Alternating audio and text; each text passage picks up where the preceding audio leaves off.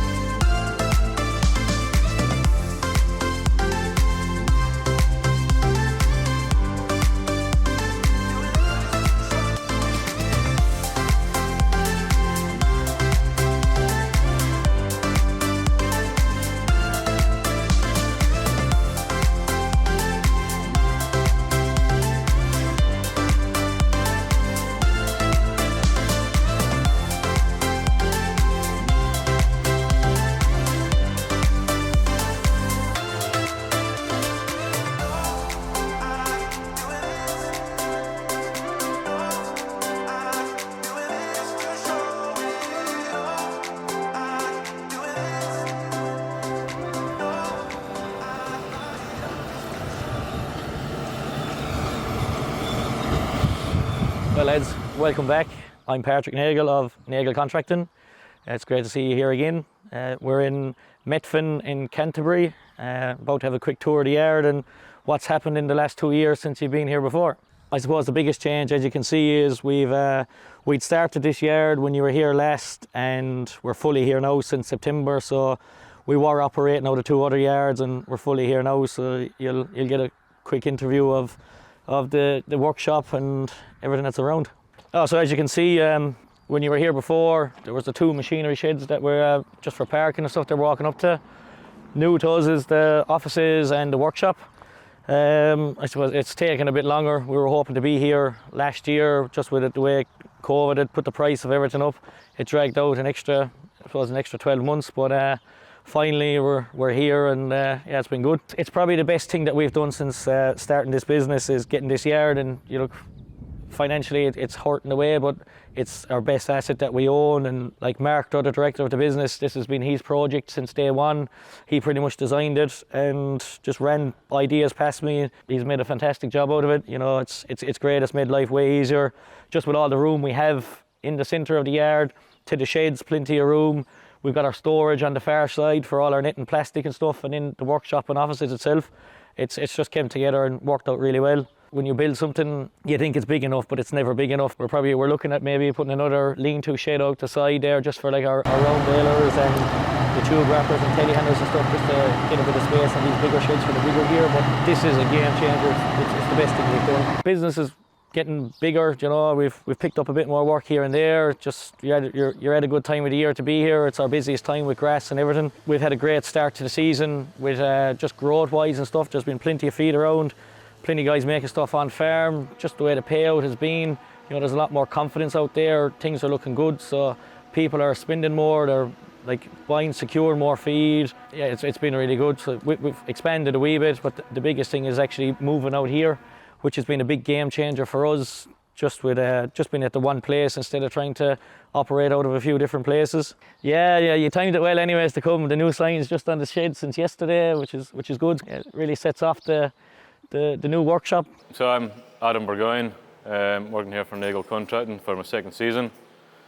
Came out here end of September last year. Started off working on machines, driving, and then the opportunity came to look after the operations manager and help Patrick out with the running of the business. You don't often get the opportunity to do that. It's been a big learning curve for me. Getting to speak closely with farmers, organising how they want their silage done, their whole crop done, their straw done and whatnot. It's been a good opportunity.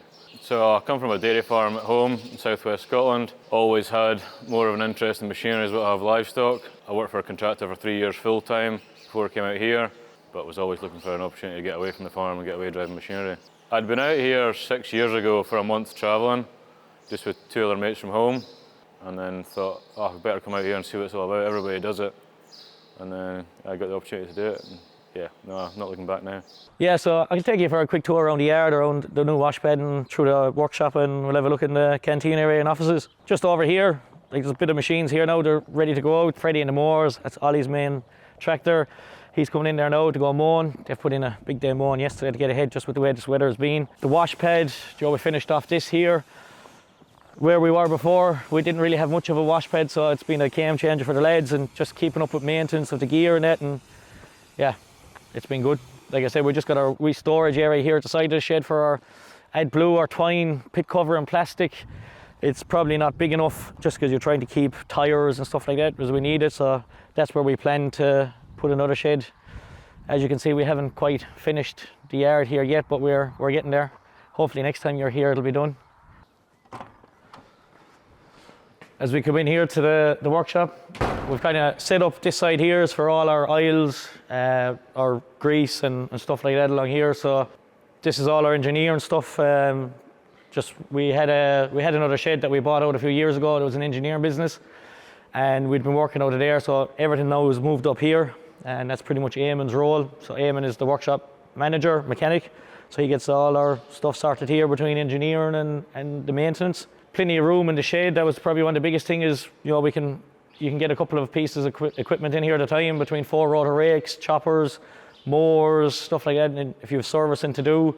So the shed's worked out well with space-wise and trying to keep parts and stuff.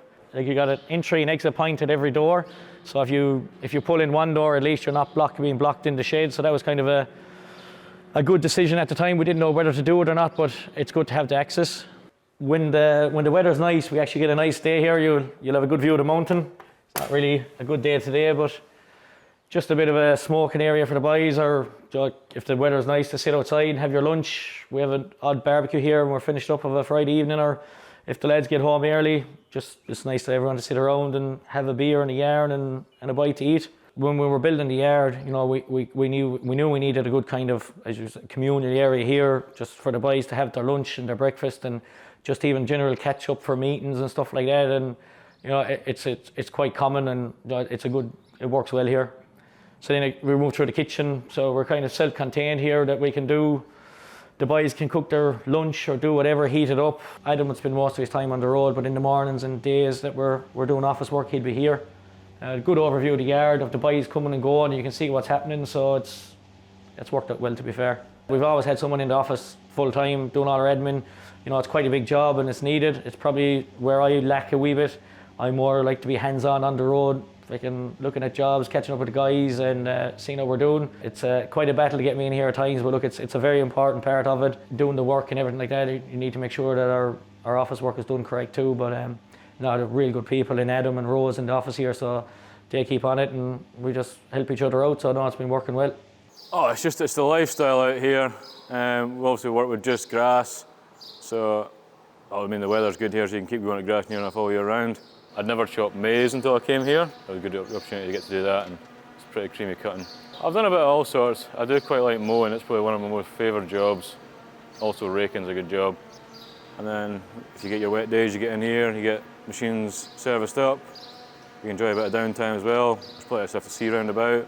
You get to see so many places. I mean, I'm spending a lot of my time on the road. You see a lot of the countryside, and you see a lot of different ways of farming as well. Everybody's a different character as well, and you get some different characters out and about. Quite a lot of folk you speak to, they've all got connections with other people at home. Somebody knows somebody, somebody knows somebody. There's always a bit of a connection back there. But then everybody comes out here with the same interest, to see the world, see other people. My name is Michael, but most people refer to me as Sharpie as my nickname. I started off as a schoolboy, just driving all sorts of machinery further south from here, about 4.5 hours, and sent to Otago, the Mini-Toto, for Mini-Toto contracting. Since then I've went north for a maize season last year, the year before, but have just come back from 18 odd months in Australia, in Aussie, for a crowd over there by the name of Eads Foragers. My sister kind of put me onto them through the outfit she works for, and then she's kind of done the same here with Pa, so she normally steers me in the right direction of good people to work for, so this works quite well. So this is my first season with Pa Nagle. So we're currently in Methven, on the Canterbury Plains. So we're here chopping some triticale. Haven't really got the day for it. Weather's probably been against us for the last week. It's been fairly stop-start, but we'll get her off one way or another. For me, to be fair, rolling in the gate The first day of work I was quite surprised that there was actually this much gear around for himself, I suppose. Kind of once you get here and have a look, you kind of realise. But yeah, he is into more than what you actually think. I think the idea about, probably on the Canterbury Plains, it being a lot flatter, the smaller tractors are more capable of getting through what they've been given to tow, I suppose, is the best way to put it. Even an 828 on the mowers for around New Zealand would probably be a small size tractor, whereas further south and whatnot, where you get more into the hills or further north, it's probably a bit different with bigger horsepower towing or using bigger attachments, I suppose is the best way to put it. Machinery wise, there isn't much left in the yard this morning, which is good, it's out working, but a few bits have changed. We've updated our older 950 Jag to another 960 502. We've added 3 tractors, another 718 Fendt, 2 new Pumas, another round baler, a New Holland Combi, another JCB telehandler. There's been a wagon, just a few bits and pieces here and there. So yeah, and there's plenty to see and look at. We had 2 harvests with the 950, and yeah, it was a pretty sad day seeing that going, being the first harvester that we got. It was very reliable and did a great job, but it was just time that it moved on, and we upgraded to another 502 960 second hand. There was quite a big contract on the North Island that got out, and we ended up picking up bought that Jag, their loader wagon, and there were another weighbridge off of them. So look, it's worked in our favour. Yeah, no, that 502 now. Last year probably the chopping was down a wee bit, but this year it's crazy, and the balers have been crazy. But it's just every year is different. And the weather, when it doesn't play ball, it can change so quickly here. Tomorrow it could be northwest blowing, stuff's drying out in no time. Next day it'll be a dull grey day and there's no drying at all. It's just, it can go from one extreme to the other very quickly. Yeah, so this is the second of 2, or number 1 in the 2 of the fleet, I suppose. They swapped out the 950, older 950, for another 502. So she's come out of the Waikato, so she's all juiced up. Few wee teething problems at the start. She's been sitting for a while, but yeah, she's running about 100 extra horsepower than your standard 960, so yeah, it's plenty of beans. There was a leak in the red, and that was probably the major, but apart from that, bit of surface rust, so a few tidy up jobs, and she's obviously got the stickers on for you fellas to be here and see her in her prime, so I think he's planned to do a wee bit more, black back door and tint her up, and all for the look of it. Because that's what it's about. As long as it looks the part and doesn't do the job, she'll keep her going.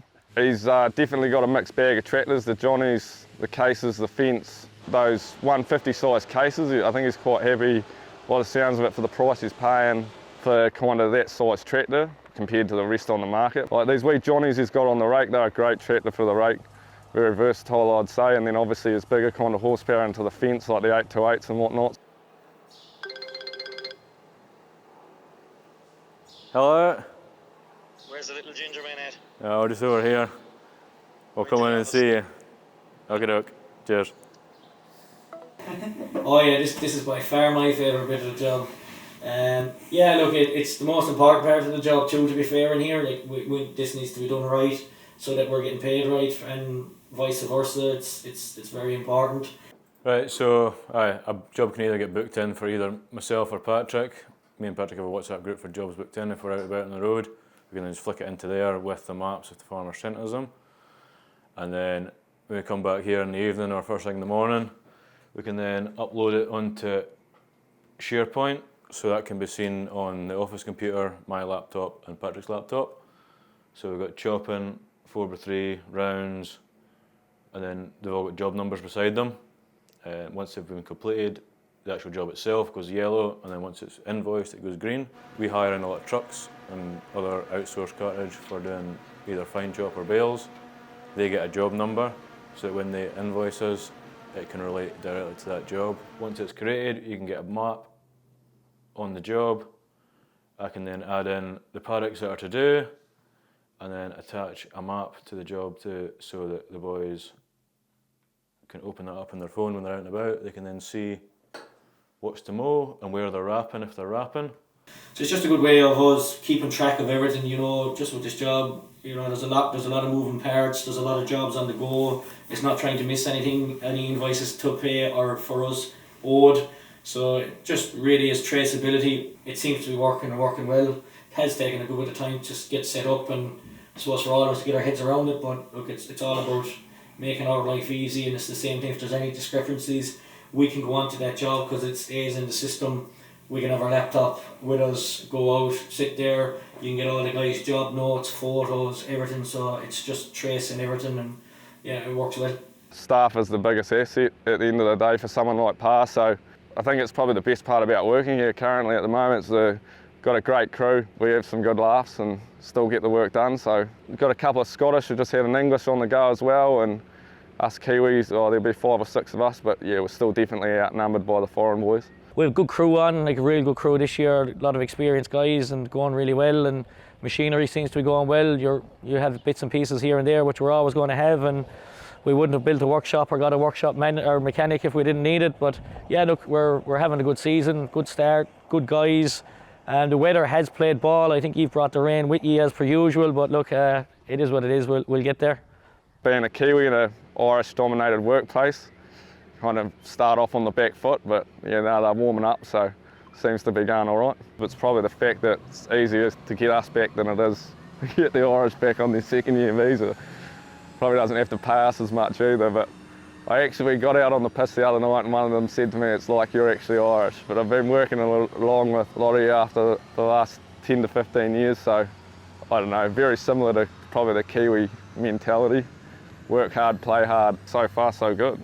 We're getting through a bit of work. The boys are busy. We've got a good crew. Yeah, no, better keep moving. Trailers will be lining up. The boss man's head will be glowing up. We'll be getting bigger. It'll be losing more here if he sees us stopped in the paddock with you fellas. I'm quite proud of what we've done in the last 6 years. This is season 6, and where we've got to, it comes with all its challenges along the way, but it's been good, it's been enjoyable. You got to love it, as you know, when you're contracting. You put in some hard, long hours, and it is what it is. But yeah, to drive in there and just see the guys and the pride that they've taken into gear as well this year, and yeah, I suppose it's a good feeling.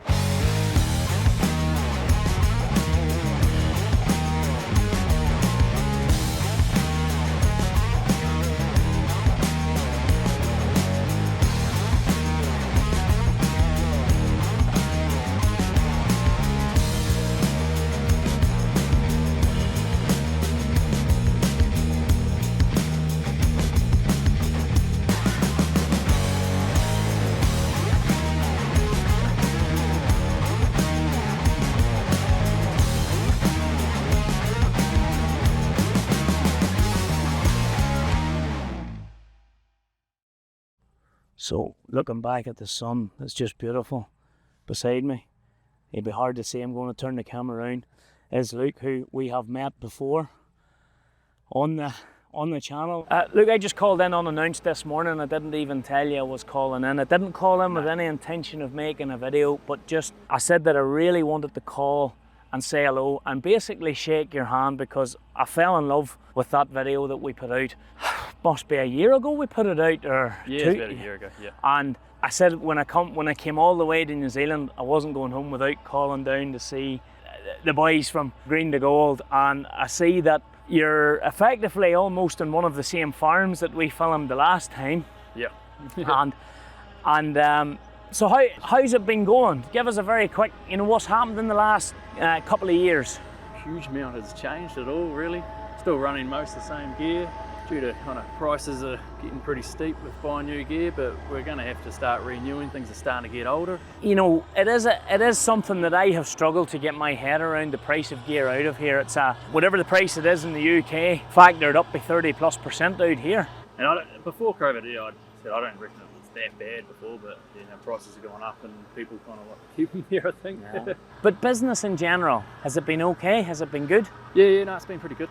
At the moment, I think beef and dairy and I guess lamb's kind of coming back a wee bit, but go back 18 months, it was probably in a lull. Everything was pretty low, so yeah, we're pulling out of it. Well, answer me this question. Does featuring in a GRASSMEN DVD with the title possibly the nicest place in the world to farm, does that get you any interest in new clients or new guys wanting to come and work to you? Yeah, definitely. Yeah, for sure. Where would it be geographically? We're in the South Island. We're in a beautiful place called Central Otago. Sort of central. And we're in a lovely place called Wanaka. Have I pronounced that right? Yeah. And I mean, it is beautiful. Is it similar to Queenstown, just a bit quieter, smaller? Yeah, a bit quieter, a bit smaller, but it's getting bigger and bigger. Probably be the next Queenstown, you know, tourism-wise. Seems to be quite popular now. Have you lived here all your life? Originally from down south, but been living here since I was 13. Answer me this question. Is this the nicest area in the world to farm? Yeah, minus the rocks. I genuinely thought Canterbury Plains couldn't be beat. When you come down here and you do look around the hills, and if we pan around, they are very brown, but then you've all this irrigation, and it's just exactly like the young lad said in the video. You would wonder where the farming happens, but then there's just these great big terraces, as they call it, open up. Yeah. And is that how it is? Yeah, and then we've got the beautiful river close by that most of the water comes from. And is that the river that will feed a lot of it? Yeah. Feed a lot of the irrigation. But then there's also other catchments from other hills and whatnot. Yeah. Well, all this irrigation, is it costly to irrigate? It is. Because I'm assuming the water's not free. No, and then the pumps and pivots, most of them run off electricity. Hence why a lot of farmers are now putting in their own solar farms, solar panels to try and get some electricity to pull. Yeah. Well, see, you've still got the Masseys. Are they still tier 2? They're tier 2. Yeah. Still the Stewarts. Yeah. Stephen was saying he's pushing you to get a triaxle. he thinks those big tractors are wasted on the tandems. I mean, he just said that in passing, you know. I told him I would pass the message on. But, you'd rather have too much horsepower than too little. But then, you know, you're using those tractors for other things. Yeah, so in the spring they've got cultivation gear on and drills and whatnot. So. One question from the last video, you were trialling the rock merger. Not being smart when I say that's not a merger.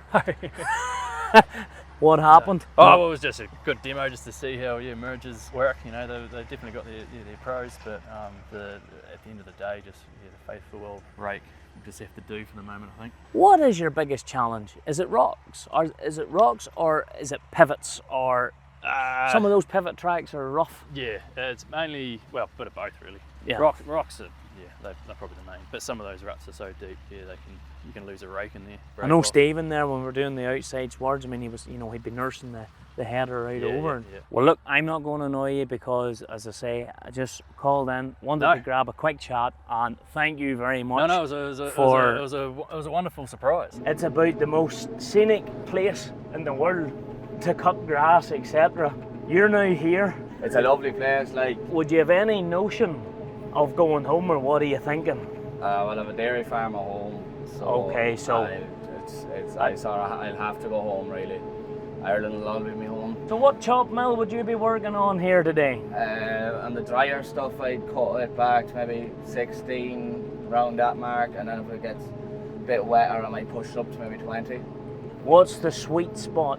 Does it depend on how dry grass is? Or? It does, yeah, but if the moisture's right, 18 usually is lovely, and it's lovely to push up when the moisture's right as well.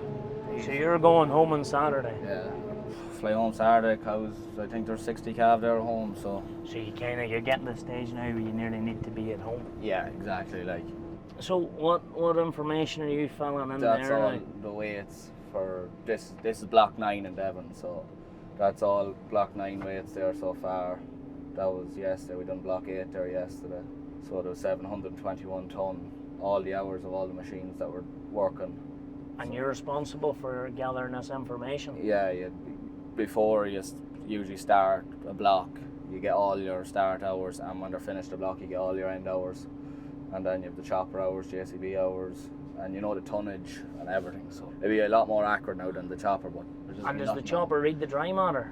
Yeah, the average for the job now was 51. That's because we were hoping now to keep going last night, but it was very windy there late last night and it dried us out, something shocking. Is 51% normal or beyond normal? They love dry grass out here. We couldn't feed that at home. No, hope you were putting water in the day feeder for We yourself. wouldn't we? You would.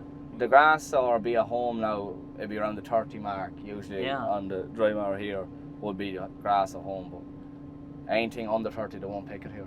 It's hard, isn't it? Hard to understand that mindset of the dry grass. Yeah, it is. It's different, because at home it's usually mow today, pick it tomorrow, it's kind of way, or leave it down for one day, here. But that's the thing, they're always guaranteed good weather here. Say if you mowed it today and it rained tonight, I'm sure, in fairness, it's rained a few nights, I've always been picking by 11 o'clock. Just off it. So yeah, Dried sun off it. and dry it up in a flash. And around here now to be a nip. Well, it would burn you in a flash. Oh Jesus, I got it burning last season. Jesus. Many knives in this baby? Full set. Full, is that what, 40? Yeah, I've often actually seen a few lads actually run half knives out here. But we only run the chopper half knives as well, like. That's not full bore, like.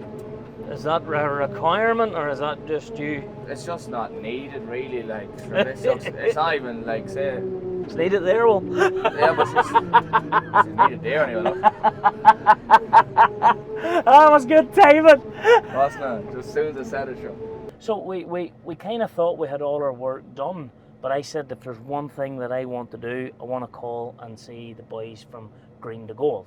My goodness, from just coming down in past the airport, and it's just like we said in that video, you'd be wondering when you look around at all the brown hills, where does the work be happening? But when you turn around and you see all the pivots, it's literally hundreds and hundreds of acres of irrigated, and it's real nice grass. Yeah. You're chopping lovely stuff, smells nice, looks good, a wee bit rough round the ruts. Yeah, every rut's now ours. But then I see once you have that done, you're kind of rowing. Yeah, we go with the pivot ruts on most farms now. I see that you're going with the pivot ruts there. Now, the last time we were here, you were trying the merger, but I'm not meaning to be smart. That's back to a 4-rotor rake. So some part of me is thinking the merger didn't cut it. No, we actually had a merger out, I think it was just after Christmas, and Jack Emery was running the 4-rotor rake. He actually left there, yes, and he could keep up with the merger. No real mad benefit. Is it the most beautiful place you've ever worked? A home from home, as I'd say. Seriously? Yeah. Even with the wee bit of brown? Oh, you would, yeah, but like the scenery, everything, like I'd always say it's a home away from home. What was your favourite experience of working to Green to Gold over the last couple of years? Don't know, no, to tell you the truth, like. Is there a, no, I'm not saying a nightlife, or is it in round Wanaka? Is it good crack? Lots of good looking tourists. Yeah. We're probably in the best spot you could pick between, like, we're only an hour there from Queenstown. We're very well based, to be fair now. Still the big Massey and the Stewarts. Yeah, most of the tractors are actually cultivation and drilling there at the moment. Do you like the old Stewart trailer? Oh, the no Smith are brought on now. There's the Irishman coming out, isn't you? I wouldn't trust him on a hill at all. You'll have to tell him to ring Sam there. Oh, I said it to him last year. Or Pat from Brahan, or Sam. Do you have many hills you chop, or is it more just like up and down a bit? There's, say, when you head out Cadrone away, there's a few. There's one farm, Willie Scourge, out there. Now that's hilly, but it's not much different to be at home now. You'd have a few spots there with a few challenging hills. Won't be too bad now. Nothing that we can't handle. How have you managed getting onto the class? Are you a class man at heart? Yeah. You are? I would be in the forager or in the chopper side of it anyhow. On what side would you not be a class man? Just a tractor. Give me a John Deere or a Massey. You like the Massey, yeah? Yeah. What about this big McCormick that's out here floating about? Or no, a Landini, which is a McCormick. Oh, look. I was thinking they'd be wanting the 310 put back on. Oh, they wouldn't be my cup of tea now. I know, but they're likely alright, you know. They're actually, in fairness, that's a nice one now. I'll give it the colour and black rims. It's actually a nice tractor, but. Could you see yourself selling up and coming over here to try and make a life here? No. So you've been here, you've said you love it, you love the view, you love working here. Why not have your cows here and milk cows here? What do you think the difference is? I just know, like, I'd say a winter over here, like, it'd take a nice something might start up here to say put, like, because if I come out here, it'd be an Irish way of doing things now. It'd be an out winter, it'd be a shed and all put up, not these winter on pads. When I have it set up at home already, don't think there's no much point standing it up now and trying to start from scratch again. The whole thing, I'm a great believer in encouraging young ones. You know, don't be afraid to try it. Don't be afraid to go away and have a go. And if you can come to a place like this here where they're going to look after you. Oh yeah, and they'll even help you to make it more enjoyable for you.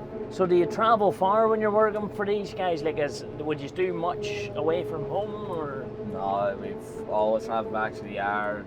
There's furthest we go is probably Lindis Pass. That's the furthest we can go. Sure, it's only It's a couple of hours even. Oh no, it's an hour. It's an hour. Oh, so like it's not It's not like Australia where you'd be driving 3 days. Oh, jeez, no. Should that be a fair play, no? No. We, like, that's an hour in a ute, like, you might be an hour and a half in this job. But Yeah. Like, it's grand. It's not like home around here either, like, it's not like you have a heap of contractors fighting within a 5 kilometre radius of you. Here, like, there's a few contractors around there, but there's enough to keep everyone happy, put that way. From chatting to Tom this morning, and I like this, one thing that Tom is quite conscious of is overworking and operator fatigue. It's not like a home, it's go here, in fairness. Like, you do 14-hour days, 16-hour days. Aye, but they're not pushing the 20 to 20. Maybe that once or twice. Oh, a big week, you know, and but they're not. I like that. Like the odd time we have went, say we've done 20 hours, but that's very rare. Like, well, all your friends that's travelled around New Zealand or Australia or Europe or whatever and worked, I'm assuming Green to Go, from what I'm gathering, apart from being lovely looking, will be one of the better places to come to work. I think they're different. They're bred differently over here. I think they're bred differently. They're a bit more mad, I think. But then they say we are mad too, so it's hard to know. We are a bit mad, aren't we? Yeah.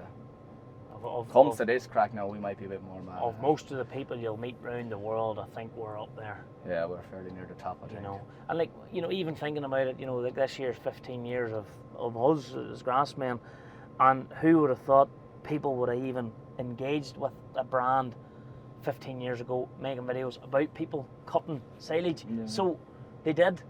And a lot, you know, everybody that you speak to has a memory or something that they've enjoyed, whether it's early day DVDs or whatever, and they've supported the brand, etc. So, like, at the end of the day, maybe the rest of the world, like New Zealand and that, starting to catch up a little bit. GRASSMEN's worldwide. So this is your last chopper job of the year in New Zealand. Yeah, exactly. How do you feel about that? Are you sad? I am, in fairness now. Like, I've loved it this season so far, and be happy to see no stones for a while though. Aye, stones are a big problem. Jesus. Break your heart out.